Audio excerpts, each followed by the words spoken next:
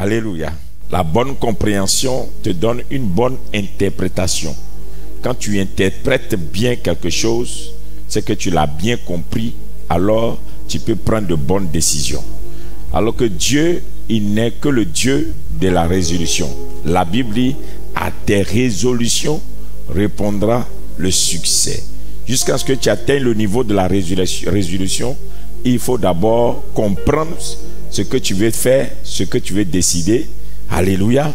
Il faut savoir interpréter les événements, les faits. Alléluia. Il ne faut pas les imaginer. Il ne faut pas les imaginer. Il faut les interpréter. Alléluia. Et donc, ce qu'on va faire comme enseignement ce soir va vous aider. Et comprenez qu'il y a des choses que tu peux lire et ne pas les comprendre. Et donc, comme tu n'as pas compris, tu ne peux jamais penser que ton bonheur peut venir de là. Et ceux qui étaient des grands hommes sur la terre, c'est des gens qui ne se pressent pas de parler. Ils analysent, ils interprètent dans leurs analyses avant de prendre des décisions. Je veux qu'au cours de cette semaine, la prière que nous sommes en train de faire t'aide, afin que tes choix t'aident à avancer et non te ramènent en arrière. Et que tes décisions ne basculent pas ta vie, mais au contraire, construisent ta vie. Et il est important pour quelqu'un de le savoir. Je vais vous répéter ça. Être chrétien ne veut pas dire qu'on ne peut pas avoir d'épreuves. Un chrétien doit traverser des épreuves. Ça construit. Ça ne détruit pas. Ça construit. Mais pendant les épreuves, il faut avoir une bonne compréhension de ce qui t'arrive. La bonne compréhension t'amène à faire des analyses qui sont des analyses pertinentes. Et ces analyses vont te pousser à prendre de bonnes décisions. Si tu ne le fais pas, tu vas détruire ta vie. Parce que tu peux imaginer des choses qui ne sont pas vraies. Tu vas courir avec ça pour prendre des décisions. Et ces décisions vont t'enterrer. Est-ce que j'ai parlé à quelqu'un? Donc, j'ai fait un point sur ça parce que l'enseignement qu'on va donner ce soir encore, c'est un autre niveau. Nous allons parler ce soir du Saint-Esprit et de son onction. Le Saint-Esprit et l'onction et son onction. Alléluia. Je voudrais que tu fasses la différence entre la parole de Dieu, l'Esprit de Dieu, l'onction du Saint-Esprit. La parole de Dieu, l'Esprit de Dieu et l'onction du Saint-Esprit. Ces trois choses, il faut faire l'effort de bien les comprendre. La parole de Dieu n'est pas contre l'Esprit de Dieu. Au contraire. Et l'Esprit de Dieu, alléluia, donne l'onction à ceux qui le comprennent et qui marchent avec lui à un certain niveau. Comme je vous l'ai dit, cette semaine, on va parler de l'onction. L'onction du Saint-Esprit. Donc, pourquoi on dit l'onction du Saint-Esprit et puis on ne dit pas l'onction de l'Esprit? Pourquoi on dit l'onction du Saint-Esprit et puis on ne dit pas l'onction de l'Esprit? Parce que tout esprit n'est pas saint. Il faut avoir cette compréhension. Ce n'est pas parce qu'un esprit se manifeste qu'il a la dimension de Dieu. Parce qu'il y a des petits dieux. Donc les petits dieux aussi manifestent des esprits. Donc tout ce qui est esprit manifeste une forme d'onction. Donc c'est pourquoi il y a l'onction de l'égarement. Pour amener les gens à l'égarement. Donc à un certain moment donné, tu vas voir, il y a des gens qui font des manifestations. On dit waouh. Mais la question c'est quel esprit qu'il utilise. Donc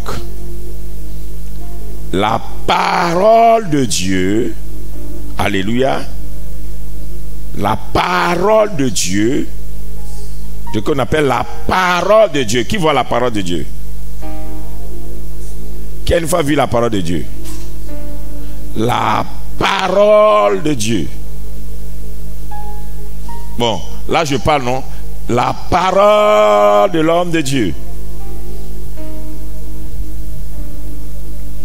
C'est ce que tu entends qui sort de ma bouche, ou bien. Donc cette parole sort dans les micros et les gens qui sont derrière, ils peuvent entendre ma parole. Alléluia. Est-ce qu'ils sont dans ma présence? Non, on reprend. Terre à terre, vous allez comprendre. Quand je dis Alléluia, à cause de ce qu'il y a des baffes, il y a quelqu'un qui est dans sa maison qui entend nos cultes. Il y a des gens qui sont dans les quartiers là. Tout ce qu'on fait ici, ils entendent. Mais est-ce qu'ils sont présents?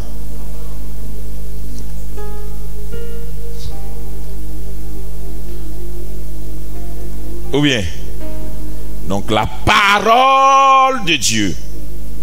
Comment la parole de Dieu peut être aussi puissante? Alléluia.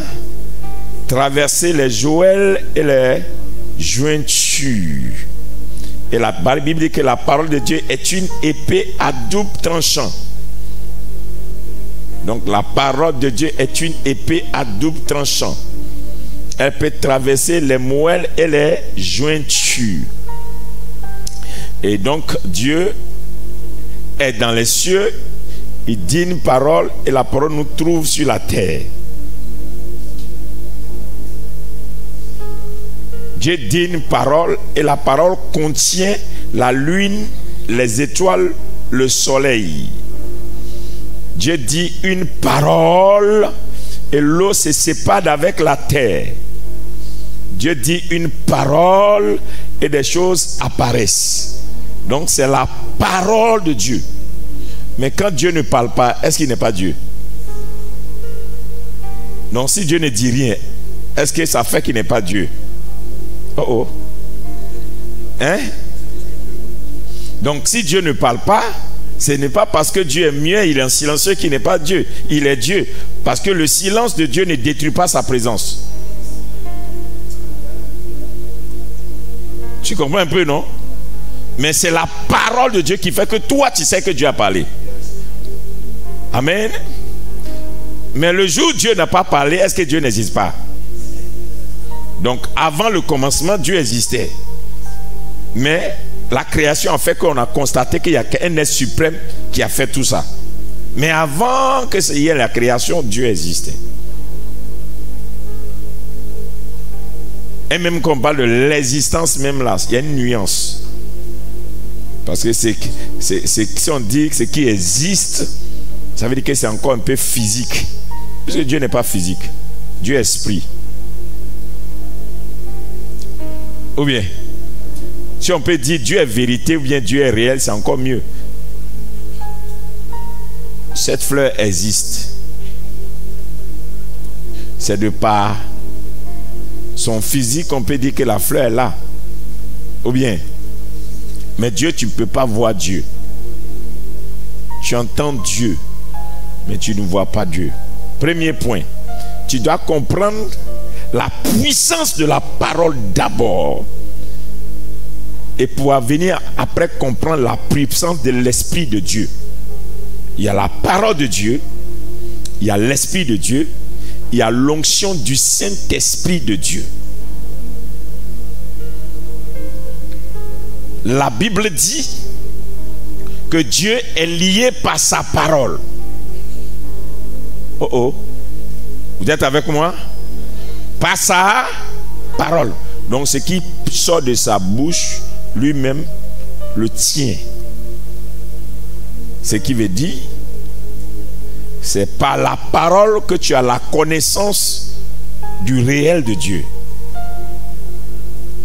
Donc pour savoir si Dieu existe, il faut connaître sa parole. Oh oh, vous êtes avec moi? Et il ne peut rien faire en dehors de sa parole.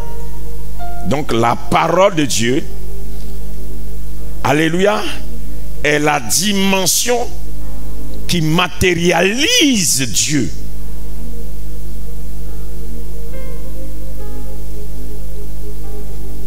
La parole. tu ne vois pas Dieu, mais tu vois ce que sa parole peut faire. Si tout à l'heure, je vais y arriver tout à l'heure, vous allez voir. Dieu me révèle qu'il y a une femme ici. On a coupé une de tes trompes. Et puis Dieu veut te guérir. Dieu me révèle ce que la femme a par l'Esprit de Dieu. Quand l'Esprit de Dieu finit de me révéler ça, et que la femme vient devant, ce n'est plus le même esprit, mais je prends la parole de Dieu pour prononcer la guérison de la femme.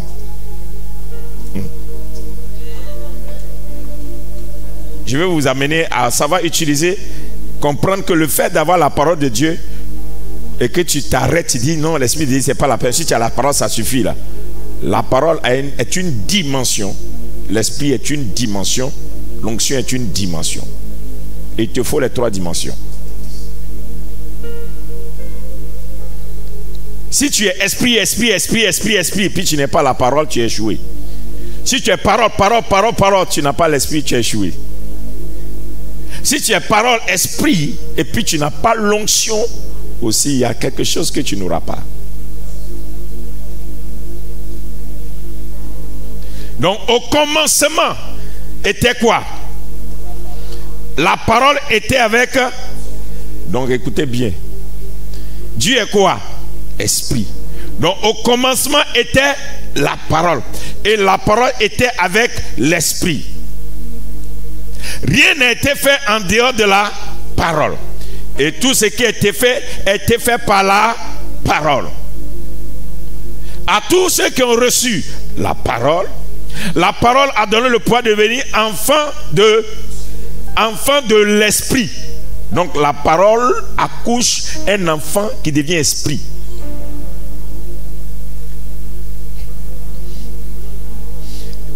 Est-ce que à tous ceux qui ont reçu la parole a donné le pouvoir de devenir enfant de la parole?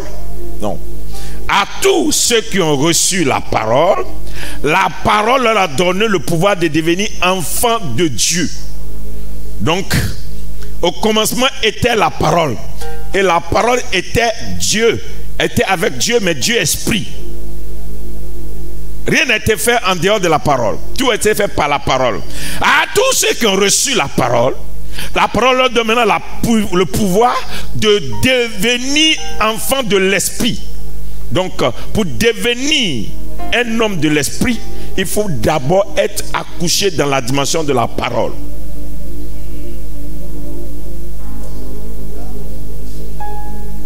Vous êtes en train de me suivre bien?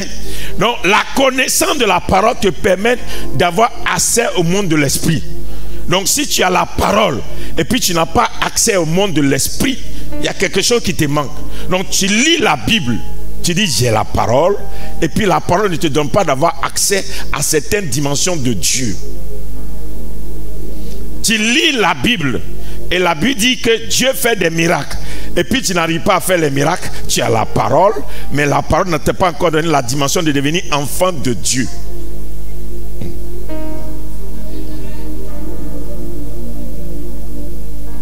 Est-ce que vous êtes avec moi? Je vais t'aider ce soir parce que tu dois savoir prononcer la Bible. Tu dois faire attention pour dire, si je n'ai pas ça, je comprends pourquoi j'échoue. Ok? Donnez-moi une chose. Pourquoi on parle nos langues maternelles ou bien paternelles? Quel est l'objectif premier de parler ta langue?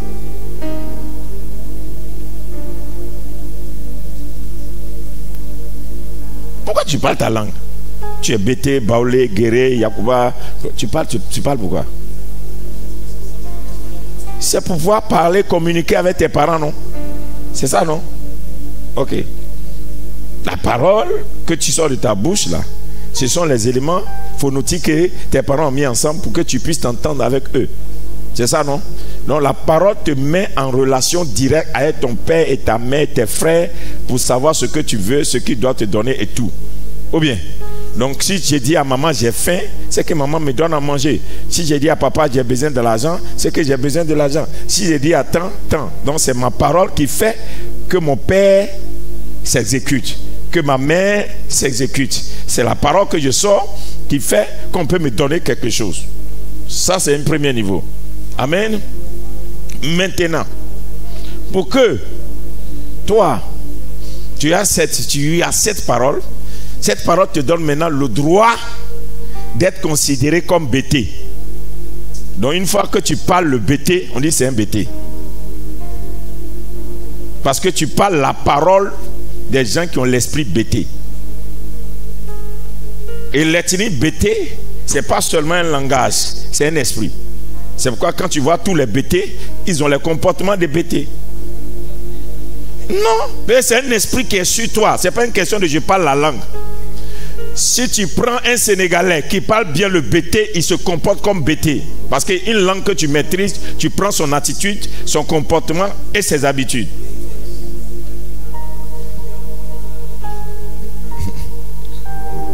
Qui me suit un peu? Donc quand on est en train de te dire, il faut connaître la parole de Dieu, c'est-à-dire que la parole de Dieu te permet de parler avec ton Dieu dans le langage de Dieu. Selon Dieu. Afin que Dieu, s'il veut agir, il puisse agir envers toi selon la connaissance que tu as. C'est pourquoi la Bible dit, par manque de connaissance, mon peuple périt. C'est-à-dire, comme tu ne connais pas comment on parle à ton père dans sa langue, il ne te répond pas. Non.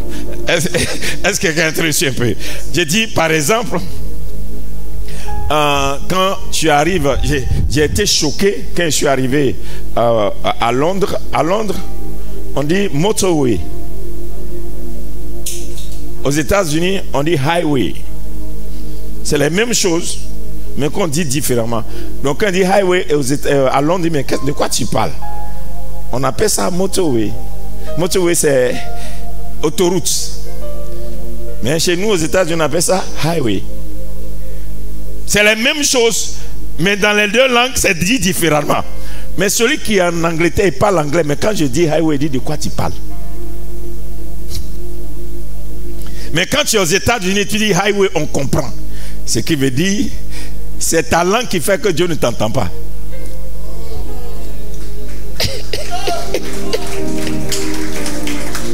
Non, acclamez le Seigneur. Donc, quand tu ne prononces pas les choses de Dieu dans le langage de Dieu, Dieu ne t'entend pas.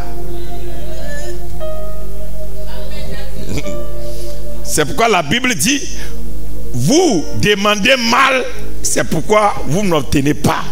Donc par manque de connaissance, mon peuple périt. C'est-à-dire que tu n'as pas la parole, tu n'as pas l'art de la parole. C'est pourquoi l'apôtre Paul dit, j'ai parlé en langue et ma langue est exercée pour dire les mystères de Dieu. C'est pourquoi je vous ai dévancé. Bien que vous avez vu Christ, vous n'avez pas pu avoir ma dimension. Mais moi je ne l'ai pas vu, il m'a visité. Mais j'ai parlé en langue plus que vous tous. Car celui qui parle en langue parle à Dieu. Donc la parole dont on parle, ce n'est pas un verset biblique pour que tu sois là. La Bible dit non. Le verset biblique te permet de comprendre comment on parle à Dieu. Donc la Bible dit, la foi vient de ce que l'on entend. Et ce que l'on entend vient de la parole de Dieu. C'est pas ça? Ce verset-là, si tu veux comprendre ça et que tu comprends, tu es sauvé. Ce qui veut dire, qu'est-ce que la foi alors? La foi vient de ce que l'on entend. Donc je dois faire attention à ce que j'entends. Parce que ce que j'entends peut me dévier de la route ou bien me laisser sur la route. Donc mon entendement, j'aiguise mon entendement. C'est pourquoi je ne prête pas mes oreilles à tout le monde. Moi, je n'écoute pas tous les pasteurs. On peut faire une bonne prédication, ça peut ne pas aiguiser mon étoile. Écoutez, si tu donnes à checker à un aigle, il ne va plus faire 2 jours, il va mourir. C'est de la nourriture, mais ce n'est pas de ça qu'il se nourrit. Si tu donnes la viande pourrie à un aigle, il meurt. Amen. Hein? Mais si tu donnes à un chien, il grossit. Tous, ils sont des animaux qui mangent de la viande, mais ils n'ont pas les mêmes races. Donc la parole de Dieu travaille selon ta race et ce que Dieu veut faire avec toi. Donc tu ne dois pas avoir la même compréhension de la parole comme les autres. C'est pourquoi intervient ce qu'on appelle la révélation de la parole. La révélation de la parole est l'instrument qui permet à tes oreilles de comprendre autrement et mieux ce que l'autre n'a pas compris. On vous amène en classe. Vous êtes dans la classe, vous avez tous le même professeur de mathématiques. Il explique quelque chose, il y a un qui comprend ça et qui peut faire tous les exercices. Il y a un où lui explique depuis un an, il ne comprend pas. C'est le même professeur, mais l'entendement fait que l'autre ne comprend même pas ce qu'il dit. Ton entendement n'est pas aiguisé, ça veut dire que spirituellement tu es éteint. Tu vas être en retard, comme un élève. On dit tu ne comprends pas. Je ne comprends pas. On dit c'est la foi. Qu'est-ce que c'est la foi? Croire en Dieu est différent d'avoir foi en Dieu. Croire en Dieu, c'est de savoir que Dieu est réel. Avoir foi en Dieu, c'est de compter sur lui là où on ne peut pas compter sur lui. Ou bien, donc, quand on dit quelqu'un est un homme de foi, il est sûr que Dieu peut lui faire donner ça. Mais il y a un autre qui croit en Dieu, mais il dit je crois en Dieu, mais ça là, je préfère aller à l'école pour avoir ça que de m'asseoir là pour dire prier, prier, prier. C'est ça. Tu comprends un peu, non? Qui est avec moi? Donc, première des choses, la dimension de la parole est une dimension que tu dois maîtriser pour avoir accès à la dimension de l'esprit. Donc, quelqu'un qui manifeste un esprit et qui n'a pas la maîtrise de la parole, il faut douter de son esprit. Oh, vous n'êtes pas en train de comprendre. Quand quelqu'un prophétise beaucoup, quand quelqu'un dit des choses de la part de Dieu, et puis la personne ne connaît pas la Bible, pose-toi la question si c'est quel esprit qui l'agite. Parce que tu ne peux pas être accouché dans le monde de l'esprit si tu n'as pas été accouché par la parole. À tous ceux qui ont reçu la parole leur a donné le pouvoir de devenir enfants de Dieu, lesquels ne sont plus nés de la volonté de l'homme, mais de la volonté de Dieu, de la volonté de Dieu esprit. Donc pour que tu sois un esprit géant au milieu des hommes, il faut que tu sois un esprit qui est accouché par la parole. Donc ton premier problème, c'est que tu ne connais aucune promesse, tu ne connais aucun verset biblique. Toi, tout ton problème, c'est que j'ai eu son, j'ai eu vision, Dieu m'a parlé, et puis je cours. C'est pourquoi le diable vous gagne. La Bible dit que quand Jésus était baptisé d'eau, c'est ça, non? Le baptême d'eau représente le baptême de la parole. Quand tu es baptisé d'eau, on t'initie à la parole. On initie ton entendement à rencontrer la parole. C'est pourquoi le baptême d'eau est important pour un chrétien. Je parle des choses chrétiennes. Le baptême d'eau te permet d'avoir les oreilles spirituelles aiguisées pour recevoir la parole. Après le baptême d'eau, on dit Jésus, maintenant, il faut aller prendre le baptême de l'esprit. Pour le baptême d'eau, on l'a mis dans l'eau. Pour le baptême de l'esprit, on l'a mené dans le désert. Il va dans le désert. Et dans le désert, il ne voit plus Jean-Baptiste. Dans l'eau, il a rencontré quelqu'un qui le reconnaît et qui l'élève. Dans le désert, il rencontre quelqu'un qui le combat et qui s'oppose à lui. Donc, dans la vie spirituelle, il y a toujours ceux qui croient en toi et ceux qui ne vont pas croire en toi. Mais les deux là, tu dois les rencontrer. Si tu évites des opposants, tu deviendras même grand dans l'œuvre de Dieu, dans la marche avec Dieu. Et alléluia. Et Jésus arrive dans le désert. Il arrive dans le désert et son père l'expose à Satan. Satan va le tenter pendant 40 jours. C'est ce que la Bible a dit. Pendant 40 jours, il se lève le matin, il est tenté. Il se lève le soir, il est tenté. Il est tenté pendant 40 jours et il doit résister à la tentation pour être mature en esprit. Donc la maturité spirituelle est différente de la maturité que tu as dans la parole. Une fois que tu es engendré par la parole, Dieu t'expose maintenant à la maturité, à l'esprit de la maturité. On va tester ce qui est en toi. Et pour tester ça, Dieu te met en opposition avec le mal. Comment tu vas réagir devant le mal? Comment tu vas réagir? Et la Bible dit, quand Satan est devant Jésus, et Satan lui expose quelque chose, Jésus dit, il est écrit dans la parole, ainsi de suite. Donc, Jésus n'a pas répondu à Satan. Alléluia. Par la dimension qu'il ne maîtrise pas encore. C'est la dimension parole qu'il a accouchée, qu'il a utilisée. Ce qui veut dire, on ne peut pas vaincre le diable, puisque le diable est un esprit. Le diable aussi est un esprit. Et il connaît aussi le monde de l'esprit. Mais le seul monde que le diable ne maîtrise plus, c'est qu'il ne peut plus parler les paroles de Dieu. Quand on l'a précipité à terre, il a été déchu. Il ne parle plus la parole de Dieu. Il parle la parole de la rébellion, de l'opposition. Le diable, il est tombé. La parole de chute. Et comme Jésus, lui, il est de Dieu, un homme fort. À partir d'aujourd'hui, pose-toi la question, où est ma Bible? Le fait que tu n'as même plus de Bible veut dire que tu es en train de négliger la parole.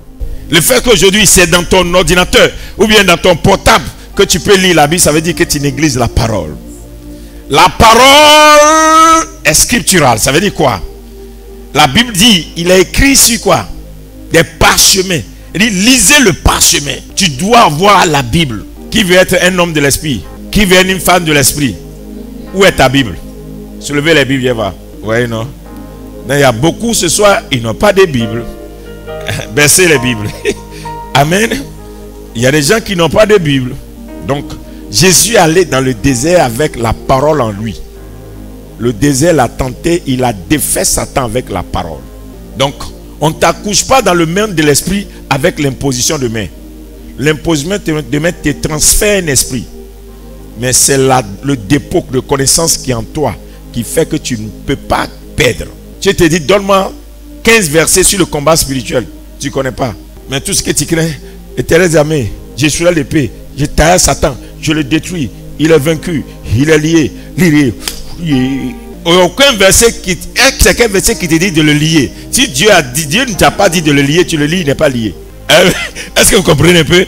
Tout ce que tu veux faire en tant qu'enfant de Dieu, sois sûr que c'est dans la Bible. Car, lève-toi et dis, ce que Dieu n'a pas promis, il ne le fait pas. Répète très fort. Une fois encore. Asseyez-vous. Tu dois avoir ça là dans ta tête. Toutefois que tu as un problème, va dans la Bible. Qu'est-ce que Dieu a dit concernant ça? Va dans la parole. Tu veux devenir Josué de ta famille, de ta génération? Où est ta Bible? Alléluia. Tu me prends, tu me mets dans la forêt. Et puis tu dis que tu m'as mis dans la forêt pour que j'ai des problèmes. Tu n'as pas de Bible avec toi. Ce n'est pas l'occasion d'aller chercher la Bible. Qu'est-ce que la Bible dit de la forêt? C'est ce que tu as médité là. C'est ça qui va te sauver le jour du danger. Acclamez la parole là. Donc si toi tu n'as rien médité, tu te retrouves devant le problème, maintenant tu dis, où est ma Bible? On ne va pas te donner l'occasion d'avoir la Bible. Alléluia. Tu es dans une maison, une situation arrive, un esprit s'est incarné, s'est présenté devant toi. Tu sors maintenant, où est ma Bible? Où j'ai mis ma Bible même? Éternel, et Somme 91 dit quoi même? Somme 91 est le salut éternel. Tellement ils ne connaissent pas la Bible. La parole. Première dimension. Une fois que la parole t'a accouché, tu as accès maintenant à la deuxième dimension de l'esprit. Donc n'oublie pas que Dieu n'a rien créé en dehors de sa parole. Donc Dieu ne peut rien créer dans ta vie si tu n'as pas sa parole. Ce que Dieu a fait, Dieu l'a fait par sa parole. Dieu ne fera rien dans ta vie si tu n'as pas sa parole. Si tu n'aimes pas sa parole. Oh oh. C'est pourquoi un bon prophète est un bon prédicateur, un bon enseignant d'abord. Deuxième chose maintenant, n'oublie pas qu'il t'a dit, le diable est déchu dans la parole. Donc sa parole qui dit est une parole d'égarement. Dieu a gardé sa parole. C'est pourquoi sa parole peut sauver. Maintenant, quand tu arrives dans l'autre dimension, une fois que tu as la parole, tu dois maintenant posséder l'esprit. L'esprit de la dimension d'enfant de Dieu. À tous ceux qui ont reçu la parole a donné le droit de devenir enfant de Dieu. Donc quand tu vas dire je suis enfant de Dieu parce que la parole est en moi. Alors quand je suis devenu enfant de Dieu, je parle comme Dieu. Mais comment tu peux devenir enfant de Dieu? On devient enfant de Dieu parce que Dieu est un esprit, il accouche des esprits. Dieu ne vient pas à l'église pour accoucher des hommes. On dit quoi? L'église est quoi? Est l'épouse de Christ. C'est ça, non? Donc Christ, il transporte l'esprit de Dieu. Il a été conçu par l'Esprit Saint. C'est ça? Ok. Et Pasteur Oka, viens. Je vais prendre ton truc. Donc regardez, Pasteur Oka. Amen. Son mari s'appelle Monsieur Oka. Sinon, son papa l'a conçu Quadio. Mais personne ne connaît Quadio depuis qu'Oka est rentré. Acclamez la parole. Suivez bien. Hein? Donc, elle s'appelle Quadio. Ça met aussi un autre nom. Mais quand elle va, et puis Monsieur Oka, l'enceinte, elle accouche un enfant qu'on appelle comment? L'enfant s'appelle comment? Est-ce que dans l'enfant il n'y a pas nature Quadio? Oui. Mais la nature qu'on reconnaît, c'est nature Oka. Donc l'enfant va s'appeler Oka. Elle-même s'appelle Oka. C'est-à-dire que quand Oka rentre, il fait disparaître tout. C'est lui seul qui règne. Vous comprenez un peu? Qu'est-ce que ça veut dire? Ça veut dire, quand Dieu rentre dans la vie de quelqu'un, tu comprends déjà, non? Non, tu as compris déjà, non? Donc, quand tu as été conçu par la parole dit que désormais tu es enfant de Dieu. Tu portes le nom de Dieu. Et Dieu est un esprit, tu ne peux pas être un homme et marcher avec Dieu. Tu dois être un homme esprit. Donc, il te faut une partie de Dieu en toi. C'est quoi on dit? Enfant de Dieu, homme de Dieu. Enfant de Dieu, c'est enfant qui a une partie de Dieu en lui. Homme de Dieu, c'est un homme qui a une partie de Dieu en lui. Sinon les autres hommes, on ne les appelle pas hommes de Dieu parce qu'ils ne manifestent pas un côté de Dieu. Donc, tu dois te dire, si je suis enfant de Dieu, je dois avoir la capacité de transporter l'esprit de Dieu. Et c'est par l'esprit de Dieu qu'on reconnaît que j'ai ce bon nom. Oh oh, qui me suit un peu? Donc, n'est pas seulement la parole et puis tu n'as pas l'esprit de Dieu. Le rôle, l'objectif pour lequel Dieu vous demande d'aimer la parole, c'est pas pour rester seulement comme des hommes, c'est de devenir des hommes petits dieux. Oh, est-ce que c'est pas écrit dans la parole? Bon, trouvez-moi le verset, apôtre. Vous êtes, mais pourtant vous mourrez comme. Lisez. Alléluia. La parole de Dieu te donne la capacité de devenir enfant de Dieu. Et quand tu es enfant de Dieu, il y a des choses qui arrivent aux hommes qui ne doivent pas t'arriver. C'est interdit. Oh, je suis en train de partir vers la fin. Quand tu es enfant de Dieu, il y a des choses qui sont interdites. Ces choses ne doivent pas t'arriver parce que tu n'es plus un homme. Tu es un enfant de Dieu. C'est-à-dire, il y a une partie de Dieu qui habite en toi. Et cette partie-là, c'est la partie esprit de Dieu. Donc, tu ne peux pas dire à un chrétien que tu es chrétien et puis tu dis je suis un homme comme tout le monde. Donc, tu dévalorises ce qui est en toi. Tu ne te rends pas compte que tu as été engendré par la parole pour devenir enfant de Dieu, enfant d'un esprit. Est-ce que l'enfant d'un esprit porte le nom d'un homme? Il porte le nom d'un esprit. C'est la seule chose qu'on demande aux gens. Quand ils reconnaissent que c'est le Saint-Esprit qui a accepté la Vierge Marie, et puis ils ne veulent pas reconnaître que Jésus est Dieu. Dieu là, c'est le nom de l'être suprême. Nous, on ne le voit pas, on ne le connaît pas. Celui qui nous gouverne s'appelle Dieu. On dit c'est lui qui a envoyé son esprit pour se coucher sur une femme. Et puis la femme a engendré un fils. Tout le monde reconnaît que c'est la Vierge Marie là. C'est le Saint-Esprit elle a été conçue dans le Saint-Esprit. Maintenant vous dites qu'un esprit a couché un homme. Il est un homme comme tout le monde. Si c'est un esprit qui l'a accouché, il est né esprit. Depuis qu'on l'a donné le nom d'une maman à un enfant. Même si la maman a souffert pour faire l'enfant, l'enfant ne porte jamais son nom. Le jour où un enfant porte le nom de sa mère, c'est un enfant bâtard. Ça veut dire que oui, tu n'as pas de père. Ça sonne, mais c'est comme ça. C'est pourquoi, oui, l'identité. Donc, toi tu es enfant de Dieu, le nom de Dieu est sur toi. Donc, tu dois manifester l'esprit de Dieu. Lis. Ah, tu n'as pas encore trouvé. Oui.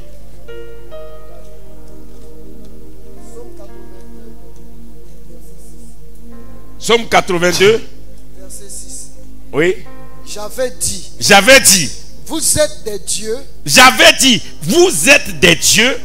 Vous êtes tous des fils du Très-Haut. Vous êtes tous les fils du Très-Haut. Oui. Verset 7. Cependant, vous mourrez comme des hommes. Vous tomberez comme un prince quelconque. Vous tomberez comme un prince quelconque. Un prince quelconque. C'est-à-dire, Dieu dit, si vous êtes tous des dieux, quand on dit des dieux, petits dieux, c'est-à-dire Dieu a pris une partie de son esprit et l'a mis sur toi. Donc tu es devenu sa nature. Et à cause de ce qu'il y a une partie de moi, d'éternité en toi, tu ne dois pas mourir comme un homme meurt. Tu ne dois pas tomber comme les princes ordinaires tombent. Et si tu tombes, c'est que ma nature t'a quitté. Donc les choses qui t'arrivent, c'est parce que la nature, la partie esprit de Dieu t'a quitté. Tu n'aimes pas le Saint-Esprit. Tu n'aimes pas avoir une relation avec le Saint-Esprit. Tu détestes le Saint-Esprit. Et puis tu veux parler de Dieu. Tu n'aimes pas le Saint-Esprit et tu veux voir Dieu. Tu n'aimes pas le Saint-Esprit et tu veux développer la grandeur de Dieu. Tu n'aimes pas le Saint-Esprit et tu veux que les choses de la terre t'appartiennent. Alors que ces choses sont réservées à ceux qui ont une partie de Dieu en eux. Le Saint-Esprit rajeunit. Le Saint-Esprit restaure. Le Saint-Esprit, il te donne de vivre comme un enfant de Dieu. C'est pourquoi Paul pourrait dire désormais, ça veut dire avant, je vivais comme un homme. Désormais, si je vis, ce n'est plus moi qui vis. Si je marche, ce n'est plus moi qui marche. Si je parle, ce n'est plus moi qui parle. C'est Christ qui vit en moi. Écoutez-moi, être chrétien, c'est transporter Dieu en soi. Ne savez-vous pas que vous êtes le temple du Dieu vivant? Votre corps est le temple du Dieu vivant. Dieu cherche un homme pour venir habiter en lui.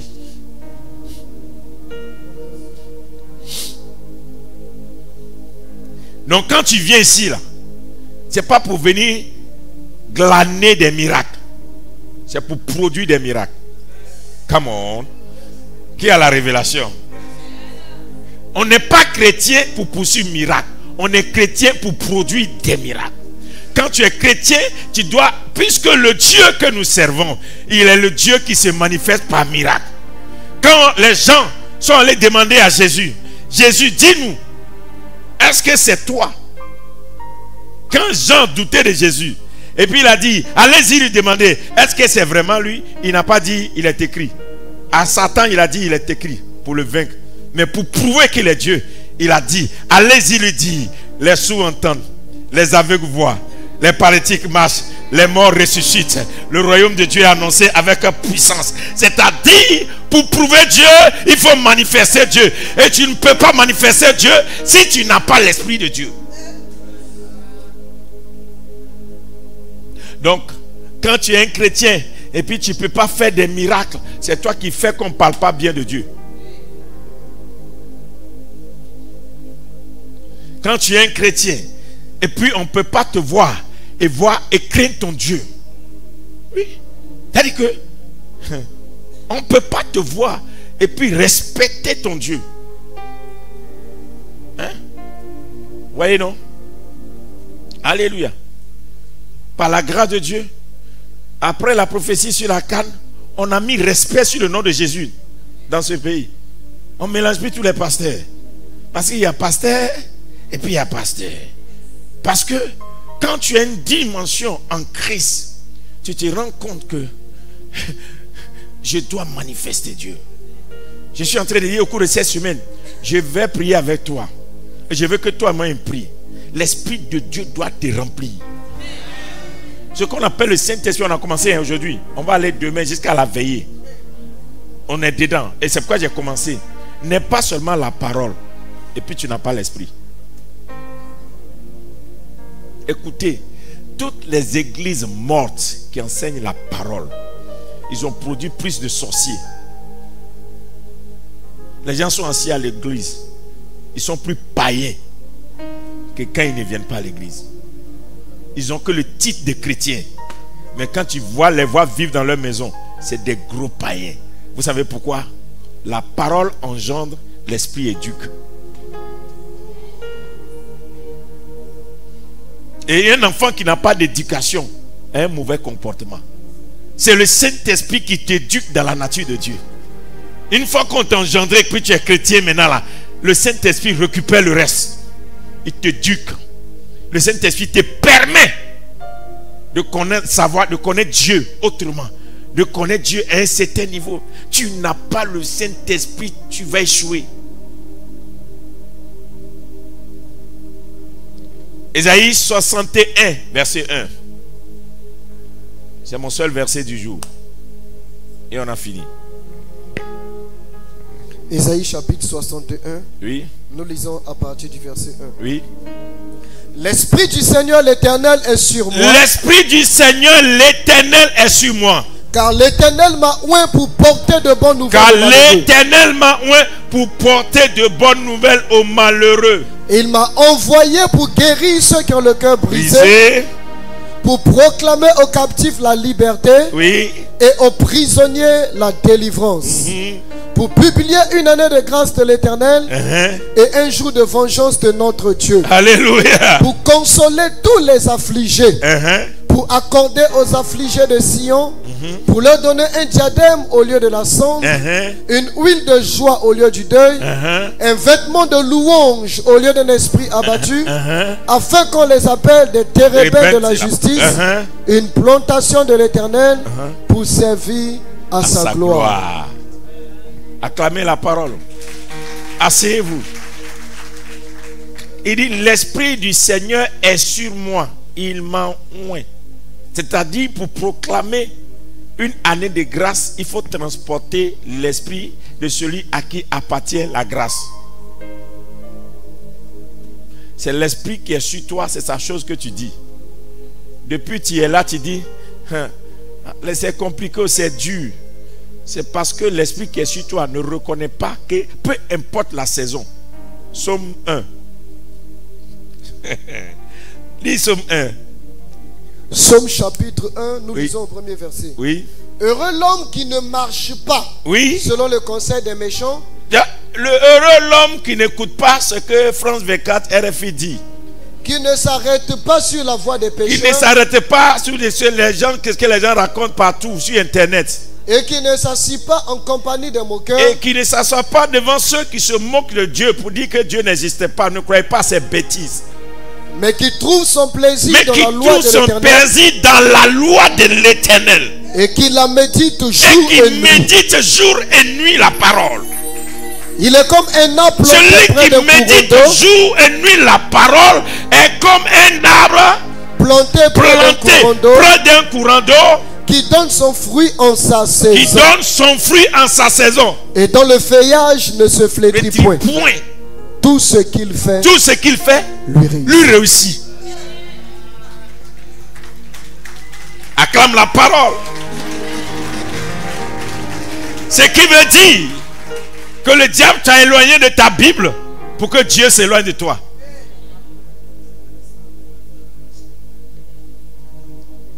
Il sait que si tu médites la parole, tout ce que tu as fait, tu as réussi. Oui. On a 120 jours et puis Dieu me parle et dit, mon fils, pendant les 120 jours, nourris-les avec la parole, la connaissance. Déploie la connaissance. Tu vas voir. Je vais les multiplier, je vais les bénir. Donc, la tentation de venir démontrer, toi, Dieu m'a dit que n'est pas là. Parce que je suis convaincu, en méditant la parole. Parce que Dieu, il n'est pas le fils d'un homme pour mentir.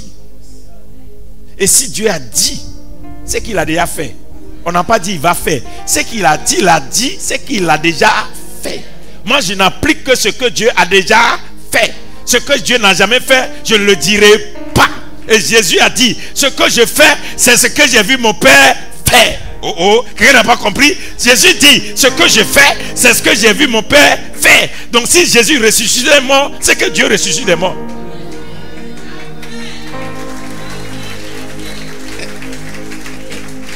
Donc, si Dieu dit quelque chose dans sa parole, peu importe l'atmosphère dans laquelle tu vis, Dieu est Dieu. Il ne peut pas mentir. Dieu ne peut pas se dédier. Mais ne retourne plus avec ce cœur-là où tu prends Dieu comme un menteur. Quelqu'un qui dit et qui ne fait pas. Et puis comme il est Dieu là, on va faire comment? C'est faux. C'est parce que tu as mal compris ce qu'on appelle la parole de Dieu. C'est ce qui fait que tu ne vois pas Dieu. La parole de Dieu, ce n'est pas le verset que tu lis. C'est la compréhension que tu as du verset que tu lis. Et l'Esprit de Dieu est la seule dimension qui t'amène à garder, à cultiver le caractère, les attitudes, le langage, à t'exprimer comme Dieu veut que tu t'exprimes. Si tu dis à un frère bêté du riz, il va comprendre comme ça. Du riz, saka, ça rentre vite. Parce que oui, depuis son enfance, on lui dit, Ika Saka dit, Saka, viens manger le riz. Saka, il comprend quand on parle de Saka. Si tu es un enfant de Dieu, le Saint-Esprit attend que tu parles le langage des enfants de Dieu. La foi est un langage. On ne dit pas les choses parce qu'on a... non, la foi est un langage. Donc je dis, on va faire 120 jours. Et puis quelqu'un me dit... Et puis les gens vont venir. Ils vont venir jusqu'à dépasser. On me dit, mais comment tu vas faire? Il dit, aïe. Comment Dieu va nous convier pour dire 120 jours? Et puis on va venir, les gens ne vont pas venir. La terre, tout ce qu'elle renferme, lui appartient. Et puis on me dit, mais les gens ne seront pas fatigués. La force appartient à Dieu. Et les gens, comment ils vont faire pour payer le transport? L'or et l'argent appartiennent à Dieu. Oh. Écoutez, quand la pluie a commencé, j'ai dit à la pluie, tu ne tombes pas jusqu'à qu'on finit les 4 mois. Vous voyez le soleil là? Vous voyez le soleil 2 jours là? Vous voyez le soleil? Parce que, oui, il faut qu'il y ait des hommes pour montrer à des générations que Dieu existe, que Dieu est réel. On ne va pas seulement lire la Bible et puis les gens vont se foutre de notre Dieu. Mais regarde-toi jusqu'aujourd'hui. Je dis souvent à mes enfants, si quelqu'un te maltraite, viens vers moi. Je vais montrer à la personne ce qu'on appelle Dieu. Mais oui. Dieu, quand tu transportes l'Esprit de Dieu, tout te répond. C'est la dimension qu'on va ouvrir demain. Comment l'Esprit de Dieu peut changer ta vie en un temps record. C'est le thème de demain. L'Esprit de Dieu est un recordman. Oui, l'Esprit de Dieu peut t'amener à battre les records que tu ne peux pas imaginer dans ta vie. Mais premièrement, ce que je t'ai donné ce soir, c'est savoir où est ton niveau dans la parole. Le jour où j'ai lu ma Bible, et puis Dieu m'a dit, demandez-moi les nations, et je vous les donnerai en héritage. J'ai relu ce passage-là, ce verset-là seulement, j'ai relu 50 fois. Je vais bien saisir ça. Quand j'ai saisi et que mon esprit est rentré, j'ai dit, Seigneur, qu'est-ce que ça veut dire? Le Seigneur m'a dit, tu ne m'as jamais rien demandé. Je ne fais pas ce que je veux pour toi. Je fais ce que toi tu veux. Et j'ai dit, comment je t'ai déjà donné ma volonté? Oui, tu me l'as donné, mais tu oublies que je t'ai dit. Servez-moi. Afin que je vous donne tout ce dont vous avez besoin. Afin que votre joie soit parfaite. Je sais, pour que ta joie soit parfaite, tu as envie de parcourir la terre pour moi. Mais si tu ne me demandes pas aussi, je ne te donne pas. Donc, Dieu te demande de me demander des nations. Toi, tu cherches visa. Tu prends 5 millions pour payer visa. Alors que si tu réclames visa et nation, tu as le visa, tu as la nationalité, tu as le travail, tu as la maison et puis tu as tout. Dieu ne t'a jamais demandé à un chrétien de demander visa. Ce n'est pas dans le record des chrétiens. Visa est une porte. La nation est une possession. Oh. Mais comme tu ne lis pas, on te manipule. Je vais t'aider, tu vas avoir visa. Et tu prends beaucoup d'argent pour aller déposer les gens, pour manipuler des trucs. Tu vas voir, tu ne te sentiras plus étranger sur la terre pour être frustré si tu lis la Bible. Ceux qui sont blessés parce que les 13 étrangers, ils ne sont pas chrétiens.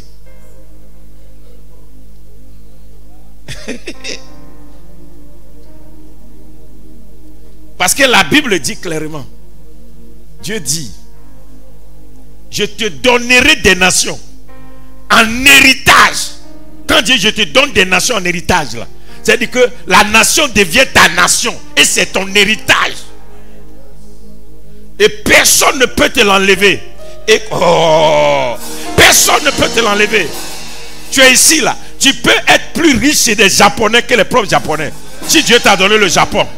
Tu peux réussir en France, aux États-Unis, partout sur la terre, si Dieu t'a donné. Mais comme tu n'as jamais pensé que Dieu est capable de te donner tout un pays, tu es là, c'est 500 mètres carrés, tu te bats. Tu es là, c'est ton peuple. Tu ne penses pas à nation. Mais pour que tu aies ces révélations, il faut que la parole,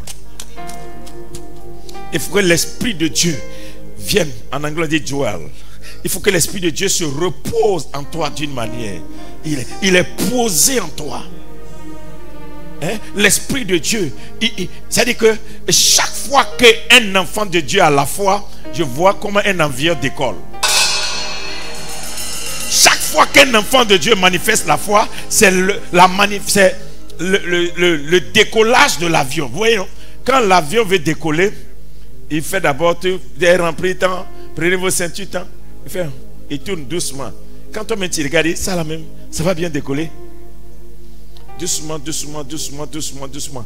Il fait un peu de choses. Il se positionne. Et puis le pilote vous dit, on va décoller. Hein. Il prend le truc, il appuie à fond. Quand il relâche, et puis dans les airs, en 1 minute, tu te retrouves dans les nuages. Mais celui qui a pris la voiture, il a démarré. Toi, en 1 minute, tu as fait 3000 mètres carrés.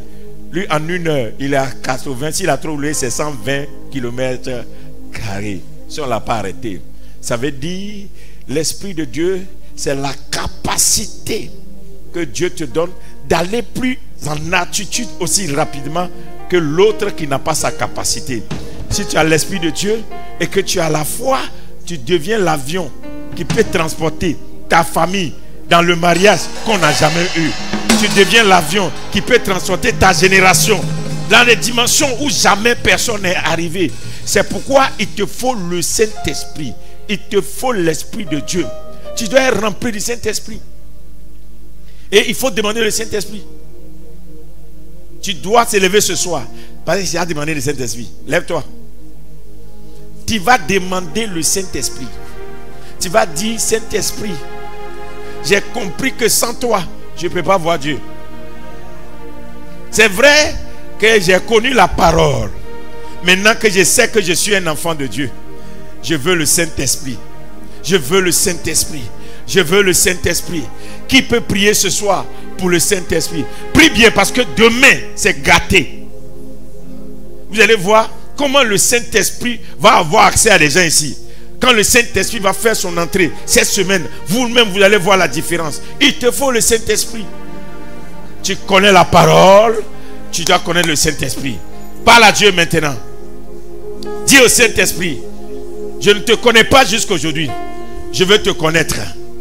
Je veux une rencontre personnelle avec ta personne, Saint-Esprit. Saint-Esprit de Dieu, je veux devenir ton ami. Je veux devenir ton ami. Saint-Esprit de Dieu, je veux être ton ami, ton ami, ton ami. Montre-moi Dieu. Montre-moi l'œuvre de Dieu.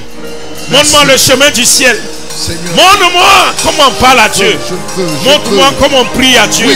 Montre-moi comment on adore Dieu. Montre-moi comment on célèbre Dieu. Montre-moi comment on touche le cœur de Dieu. Saint-Esprit, j'ai besoin de toi.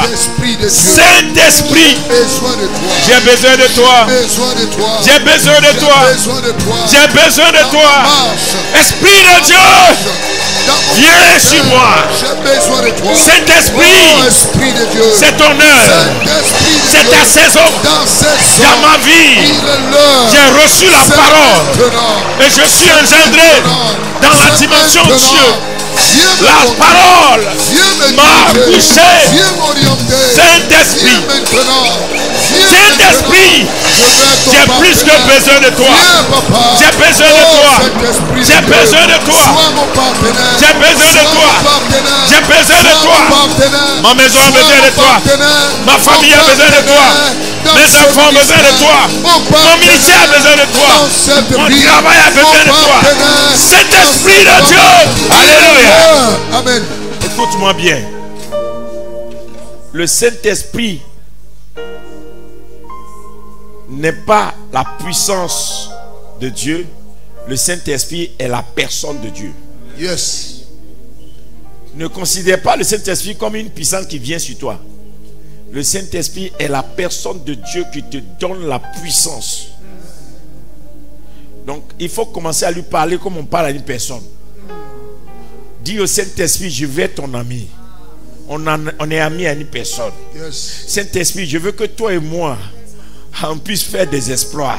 Saint-Esprit, je veux être ton collaborateur. Saint-Esprit, je ne veux plus aller sans toi. Yes. Je veux que partout je suis, tu sois. Yes. Si je suis couché, tu es couché à côté de moi. Oh. Je suis dans ma voiture, tu es avec moi. Yes. Je veux que tu deviennes mon ami intime. Amen. Ma Amen. personne de tous les jours. Yes. Parle au Saint-Esprit. Amen. Lève tes deux mains. Fais comme ça, Saint-Esprit. Bonne arrivée dans ma vie. Saint-Esprit, sois le bienvenu dans mon ministère. Saint-Esprit, sois le bienvenu dans mon mariage.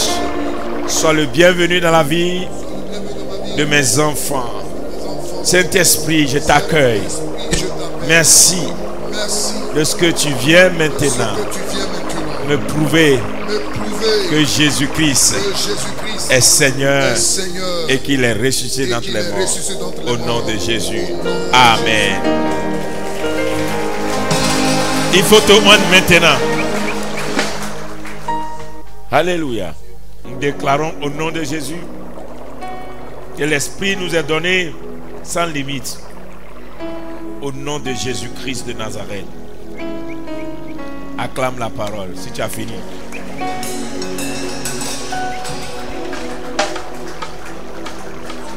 Alléluia. Qui est béni ce soir? La Bible dit, j'ouvre ce qu'on va faire demain. La Bible dit que si Jésus rentre dans votre vie, qu'est-ce qui va se passer? Des sources d'eau vives vont jaillir au-dedans de vous. Jusqu'aujourd'hui, il y a des choses que tu ne te crois pas capable de faire parce que tu n'es pas devenu une source. Tu dois devenir une source de bénédiction pour ta génération. Une source de bénédiction pour ta famille. La dimension de l'esprit passe par la dimension de l'eau. Qui n'est pas passé par l'eau ne peut pas avoir la dimension de l'esprit. Et si ton esprit était desséché, l'eau ce soir va te donner à ton esprit d'être arrosé. Écoutez, les gens sont méchants dans le désert parce qu'il n'y a pas de l'eau. Mais là où il y a de l'eau, les gens ont la joie de vivre. Même dans les pays, regardez. Les gens, ils sont sans pitié là où il y a le désert. Mais là où il y a de l'abondance de l'eau, les esprits sont paisibles. Les gens, ils sont joyeux. L'eau ne doit pas te manquer. Et l'eau ne doit plus jamais manquer à ta vie spirituelle. La Bible dit que c'est des sources qui vont jaillir au-dedans de toi. C'est le travail de demain, mais je déclenche ça dès ce soir. On n'a pas dit une source, des sources. Je prophétise que après ce programme, s'il y a quelqu'un qui doit devenir une bénédiction pour une famille, pour une maison, pour la nation, pour des nations, pour des générations, ton nom sera écrit là-bas. En tant qu'oracle, je déclare maintenant que les sources qui ont été fermées dans ta vie par la sorcellerie, par le mysticisme, par les œuvres des ténèbres, par la main noire, les sources financières, les sources de santé, les sources de bonheur, les sources de longévité, les sources de grâce, les sources d'élévation, toutes sources qui étaient bouchées, quand tu bois cette eau, la source s'ouvre maintenant. Je déclare que toutes les sources de ta vie s'ouvrent. Je prophétise au nom de Jésus. L'arbre que tu es et qui ne produisait plus par manque d'eau. L'arbre que tu es qui ne pouvait plus donner des fruits en leur saison par manque d'eau. Quand tu bois cette eau, je déclare que cette saison, des fleurs apparaissent, des fruits apparaissent, et que les jours qui viennent, les semaines qui viennent, des gens viennent cueillir chez toi le témoignage, la gloire, l'honneur, la bénédiction. Je déclare au nom de Jésus l'esprit de déblocage. Quand tu bois cette eau, tout ce qui est bloqué, de la même manière que l'eau peut faire tomber des murs, l'eau peut faire tomber des ponts, l'eau peut faire tomber les arbres, l'eau peut faire tomber des montagnes. Je déclare que tout ce qui était mis comme clôture, comme barrière, comme limitation, est tombé au nom de Jésus. Quand tu bois cette eau, je prophétise au nom de Jésus-Christ de Nazareth, les maladies incurables qui sont dans ton corps, que l'eau les draine pour les jeter loin. Par le glorieux et puissant nom de Jésus. La Bible dit que quand Jésus était baptisé dans l'eau, l'Esprit est venu sur lui comme une colonne, une colombe. Je déclare maintenant au nom de Jésus, quand tu bois cette eau, la présence de Dieu va venir d'une manière tangible. La présence de Dieu sera sur toi d'une manière tangible. Elle sera tangible. La présence de Dieu sera sur ta vie d'une manière tangible. Je prophétise au nom de Jésus que ton esprit qui était agité et perturbé retrouve la paix, la tranquillité, la joie, le bonheur, le bon vivre.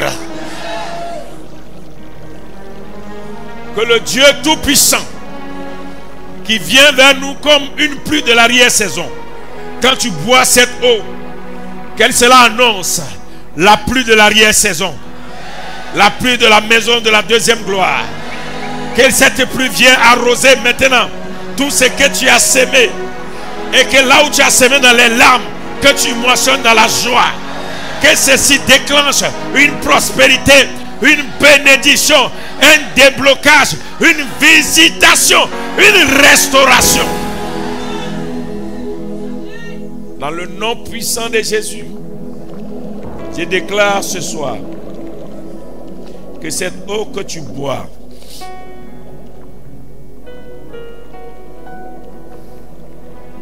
transporte tous les débris qui sont dans ta vie, les amène jusqu'au bord de la terre et les jette loin de toi. Que le péché te quitte. Que tu sois lavé du péché. Que tu aies maintenant la haine et le dégoût pour le péché. Que le péché s'éloigne de toi. Que le Dieu Tout-Puissant qui mouvait au-dessus de l'eau, quand tu bois cette eau, que l'Esprit de Dieu bouge dans ta vie. Bouge dans ta vie comme jamais tu n'as vu Dieu agir. Que tu vois le mouvement de Dieu dans ta vie. Au nom de Jésus qu'on a prié. Amen. Acclame le Seigneur.